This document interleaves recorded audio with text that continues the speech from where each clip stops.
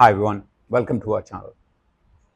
Over the last 6 months, there seems to be an unprecedented rise when it comes to layoffs. And it seems to be not limited to one particular industry, it is global and it is a pan-industry phenomena that is happening right now.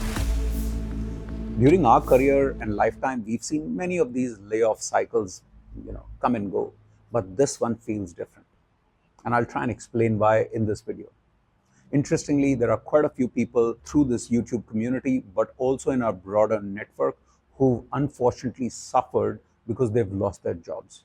And we were quite surprised for a few of them we know personally, and because they are very hardworking, very super talented folks, but they somehow were caught like deer in headlights when the company told them that their job is or their role has been let go. So it's absolutely important to be prepared so that you don't get startled or you don't become that deer in headlights in future.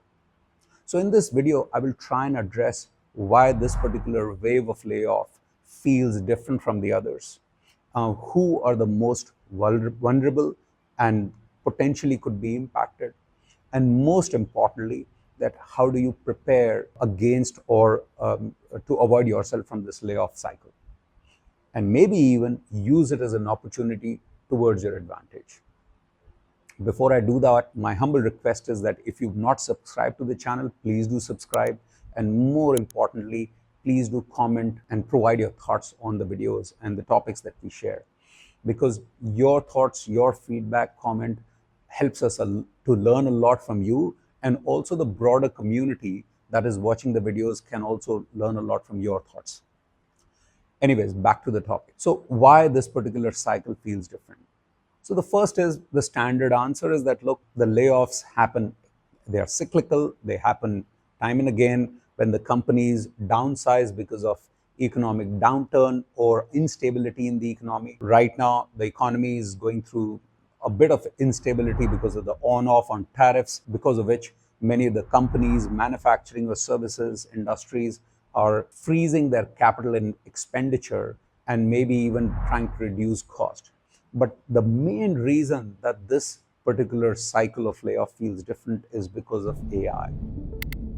I don't think 5 years ago people thought that AI would accelerate so fast and it would replace so many jobs and so many roles so quickly and make them redundant forever. So we are kind of living in the time of the industrial revolution as it happened in the past, that the industrial revolution wiped off many of the manual trades or the manual roles or jobs that existed. Similarly, now AI is doing the same, that anything that is repetitive or it's easy to automate and easy to do online, those particular jobs are going to get replaced or forever also be made redundant. Now, who are the most impacted?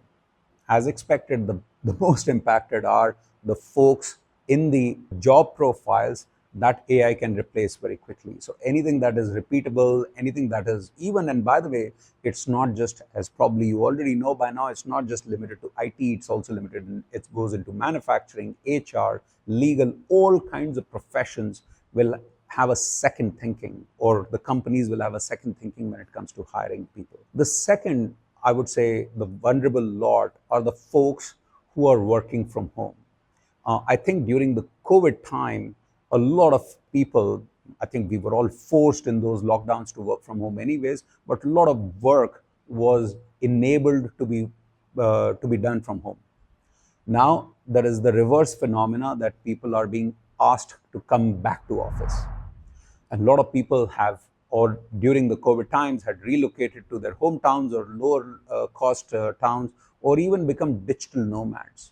Now, for them, it's a big struggle, because when the company is asking them to come back to office, it would mean, again, making those investments or relocating. And the other reason of this work from home being more vulnerable is that if you're working from home, if you're digitally doing your job, that you can do it with conference calls, etc., the chances of that being replaced or automated or being made redundant increases more than someone who's probably having those physical interactions as such. And the third and the most important is that the most vulnerable lot, at least what we've seen during our career also, are the people who are in their 40s and 50s. This is when typically the career starts either plateauing or either taking off, and you start going into leadership positions and senior roles, or you see start struggling that plateau.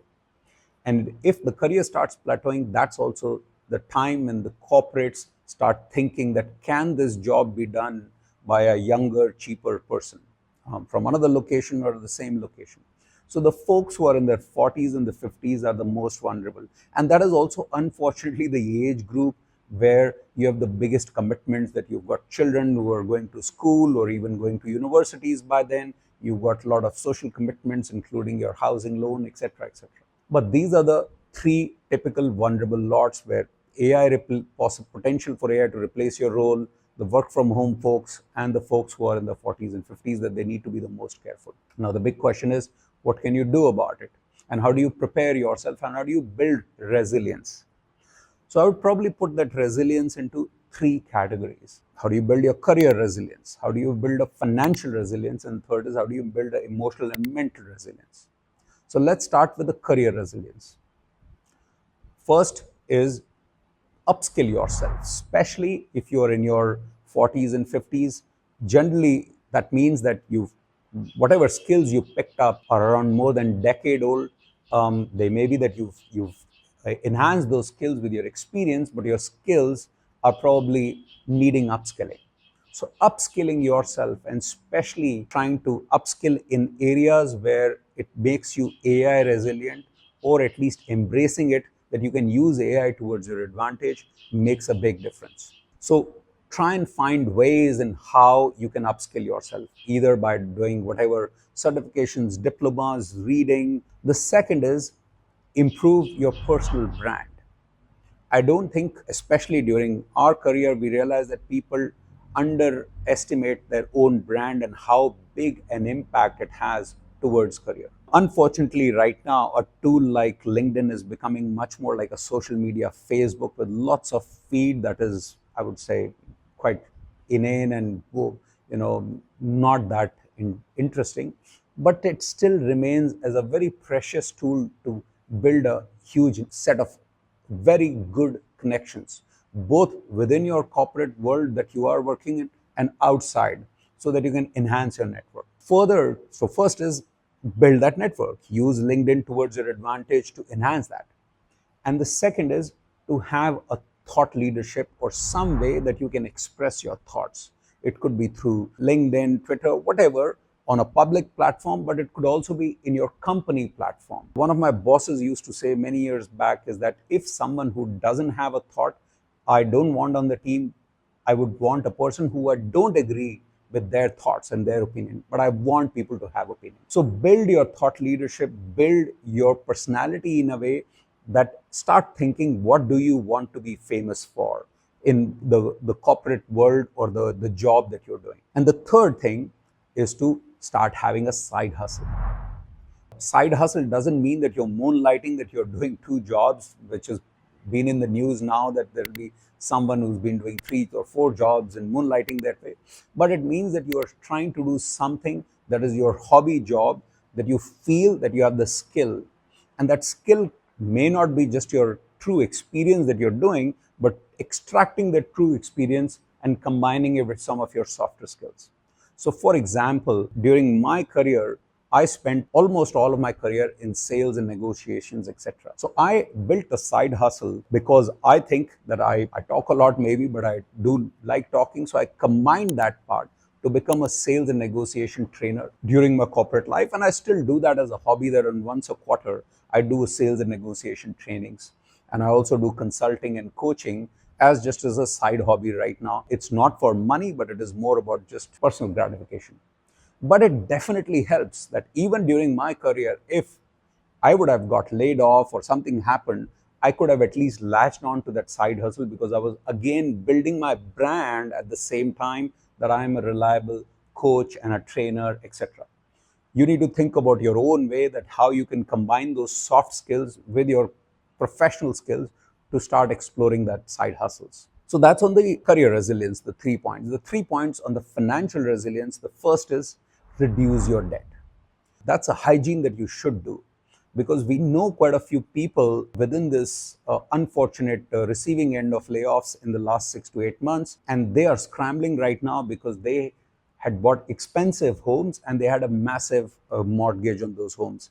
And for the last few months, because the salaries stopped coming in, they're eating away from their savings, and now they have to unfortunately downgrade. And it's not easy that within 6 months that you can downgrade, sell your house, or put it on the market and get another house, etc. So try and reduce your debt as much as possible, and linked to that is also that have debt on not a very expensive house, because an expensive house, as we've spoken in many of our videos, can, instead of becoming an asset, sometimes become a liability, especially during those layoffs. The second thing, which is very important, is to build that 24-month emergency fund, because that will let you ride out such storms and such moments where if the company does decide to let you go, that you're resilient enough that you can ride out that storm without touching your investments, without having to downgrade your house, at least on a short notice.